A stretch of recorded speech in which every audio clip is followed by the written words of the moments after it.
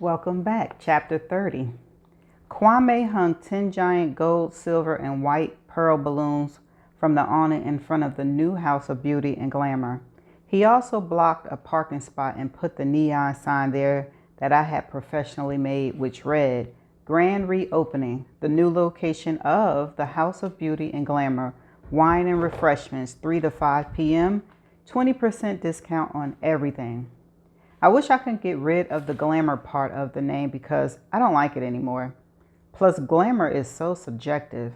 A word Corinthia has been using lately that I have discovered applies to a lot of things, but is now a brand, which means it's too late to change it after all these years.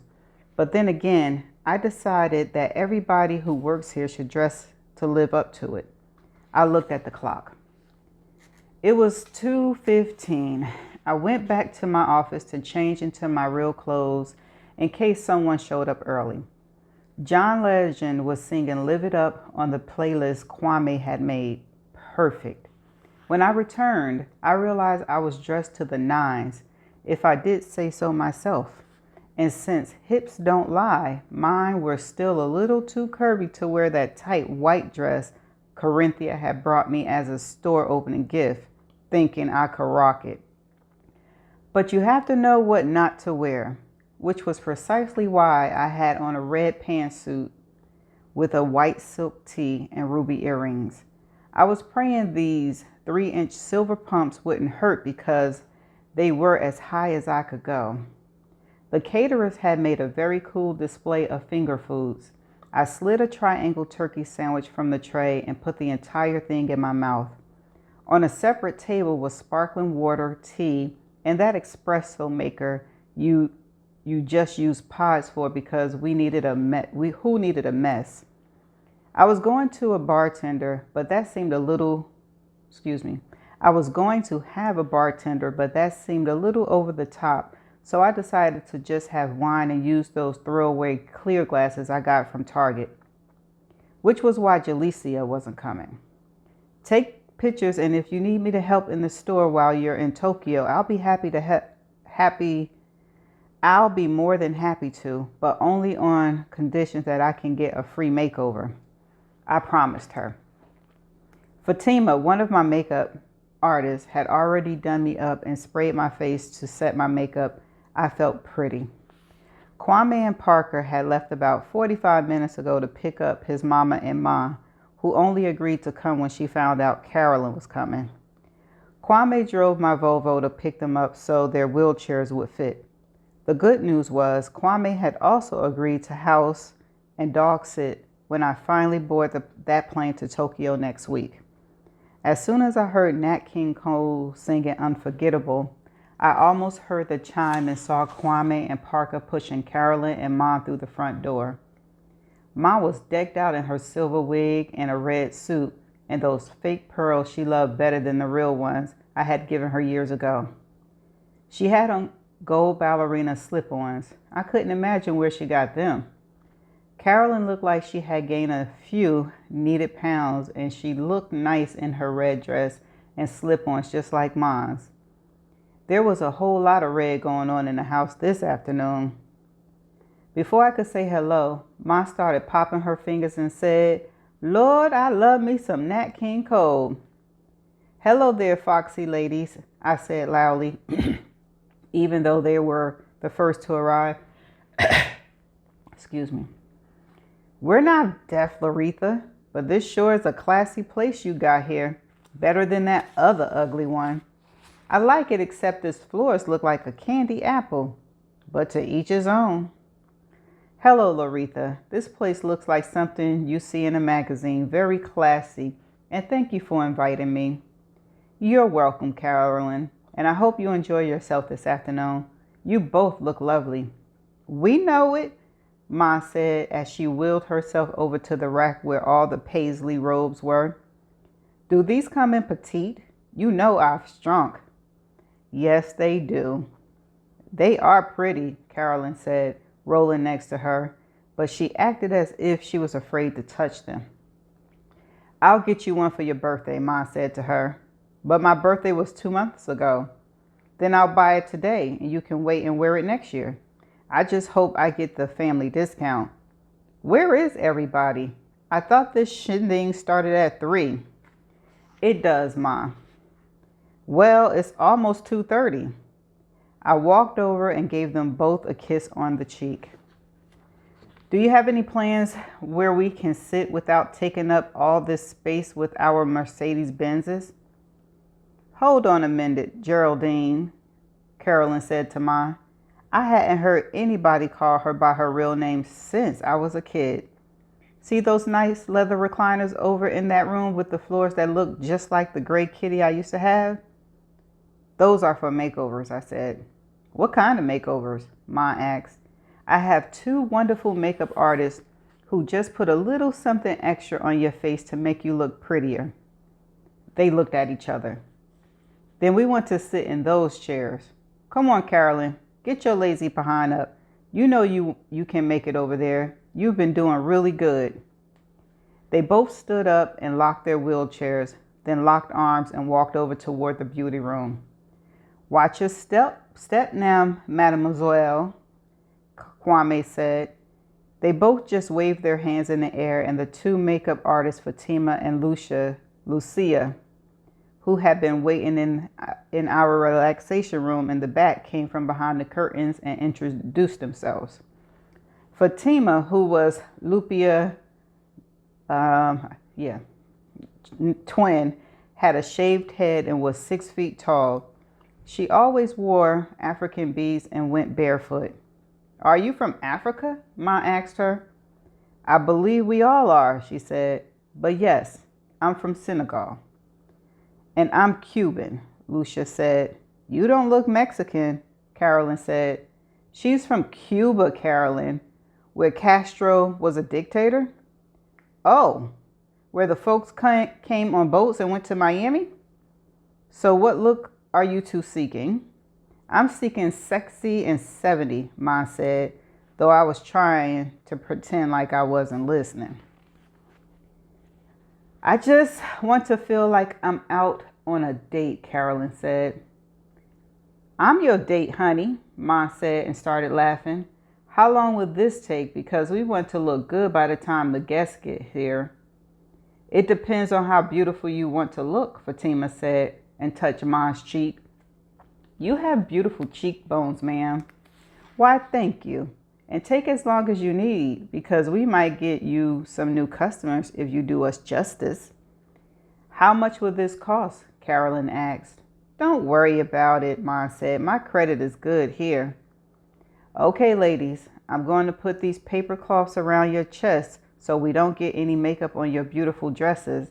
Then we're going to lean the chair back and we just want you to close your eyes and relax. I love this already, Ma said. I feel like we're in a movie, Carolyn said. Then roll 'em, Ma said and closed her eyes. Like clockwork, at 2:45 my girls arrived dressed to kill.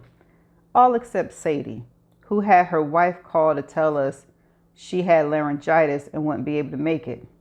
But Sadie was never that keen on makeup or getting gussed up anyway, so it was okay. And Lucky, who was now about 50 pounds lighter, wore a belted purple dress that hung on her like a beautiful drape. I was so proud of her.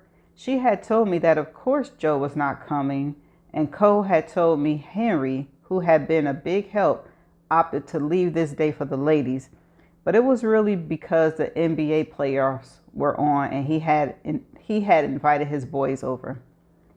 We turned the door chime off because people were coming in like everything was free or something. I couldn't believe it when I saw Peggy walk in. She looked good. Like she had turned to Jesus or something. She walked straight over to me and said, "Hello, Larethia. Thank you for inviting me. Congratulations on your new place, even though I never saw the other one. You look good in that red. Can I give you a hug?" And I hugged her without answering and whispered in her ear, "Thank you for everything you did for my daughter, and I'm sorry for being so ungrateful." I don't think it was ungrateful. It was just the way she did it.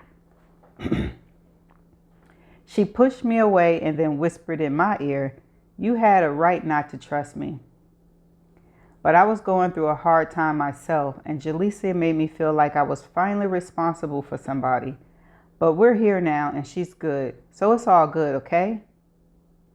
And then we stepped away and looked at each other and smiled. If you would like to pick out something you might like, anything, just bring it to the counter. And thank you for coming. Can I get one of those girls to put some makeup on me? There was a line forming, but I said, yes, I'll see to it that you get cuts. Thank you, Larethia, she said and walked over and took a seat. When I saw the various ages and ethnicities waiting, it was clear that adding makeup artists was a damn good idea. I started waving when I saw Cinnamon, who had left Jonas and the babies at home. Thank you, Jesus. And she was dressed like she was going on an audition. But right behind her was Odessa, who, unless I was seeing things, had a man by her side. I could not believe it when right behind them was my fine swim teacher. Oh. I suspected every woman in the place, white, black, Latina, and Asian, would be drooling over him, since he was now the tallest and sexy of the 4 men here. I hope Kwame wouldn't lay eyes on him with Parker around. Odessa walked over to me and said, Sis, I would like you to meet a good friend of mine. Derek, this, of course, is my twin sister, Larethia. I told you it would be a classy beauty supply shop, didn't I? He was good looking and looked like he used to box, but he took my hand and kissed it and said, This is very nice indeed. Odessa has also told me so many wonderful things about you. I'm glad to finally meet you. Finally. I've heard a lot about you too, Derek, and I hope the 3 of us can have dinner sometimes in the near future. You can count on it, he said, and Odessa was smiling from inside, which I had not ever seen before. Cinnamon gave me a kiss and whispered in my ear, He's the handyman who has apparently come in very handy. And by the way, Grandma, Ma has come by to see us and she looks and sounds so good. Just so you know, I'm not getting an audition to The Voice because my singing isn't up to snuff, but I'm not quitting because I like working there. This is just beautiful. And now let me find something I can't afford. What an opening and what a crowd. People were buying all kinds of hair and makeup and skincare products, even jewelry. The food and drinks were being devoured. The music was pitch perfect and folks were complimenting how refreshing it was to come to a beauty supply so organized that you didn't have to hunt for things. Everybody kept asking Corinthia if she was a senior model, and she lied and said yes, which prompted her to remind me and Lucky that we better be in hip-hop class tomorrow. But I told her I couldn't make it because I was going to be at my favorite spa getting a hot stone massage, a pedicure, and an age-defying facial to celebrate my opening. She gave me the thumbs up. Moments later, in walked Serenity and Roxy, the 2 young women I had sold the LA house to. They had the same look children have on Christmas morning when they look under the tree at all the gifts. They clearly were not expecting the store to look this way, which made me feel good. They waved and walked through the crowd, and I clapped my hands loudly, shouting to everyone, Excuse me, everybody. Attention, please. I want you all to meet the new owners of the LA House of Beauty, Serenity and Roxy. Everybody applauded. The 2 girls smiled. Thank you, Miss Curry, Serenity said to me as we walked toward the makeup. We are completely and unequivocally dumbfounded. We can't imagine what it's going to take for us to get our house in the same zone as this. It is just so cool. The floors are long, but we can afford concrete. Don't you young ladies worry. You're going to be just fine. We brought you a gift. And Roxy stuck her hand inside the large fuchsia shopping bag she carried and whipped out what looked like a pie. It's sweet potato. We made it for you, and we hope you like it. Why, thank you. I will do my best, but not until later as I'm a little stuffed. Then you can sit this one out because we made two, the other ones in the bag for you to take home. I hugged them both. Thank you. Now please look around, mingle, and don't even think about paying for anything. And off they went. Peggy gently squeezed my shoulders. What a nice crowd. Look at all the folks with bags. I'll definitely be back, Larethia. Also, I would really like to visit Jalecia and you sometimes. That would be just fine, I said. I'm sure Jalecia would love to see you. You're still family. Look at us, Ma said, making her way over with Carolyn. Tell me we're not sexy. And we know it, Carol said. I'm not ready to go yet, Carolyn. You think I went through all this beautifying just for those old folks at the valley to see? Think again. I want to say something to my daughter in private, so beat it. Go get some coffee, and I'll be ready to go in 15 minutes. Don't be so mean, Ma. Did you tip the girls for making you look so gorgeous? Tip? Were we supposed to tip them? Ma asked. I have never tipped anybody except a waitress, and I didn't bring any cash with me, Carolyn said. Well, I'm sure we can make it up to them. Now scoot, Carolyn. Anyway, daughter, I just want to say how nice everything is and how proud I am of you. I hope you enjoy going to Tokyo. And please bring me back something Japanese. I don't need to see you before you leave. I just want to see you when you come back. And give Jackson and those beautiful little girls a kiss for me. And what kind of discount can me and Carolyn get for the robes and slippers we picked out? The sign out front said 20%. Ma, your discounts are 100%. Ooh, thank you. This has been a lot of fun, but we need to go. Excitement is exhausting. Where's Kwame and that cute boy who brought us here? I pointed.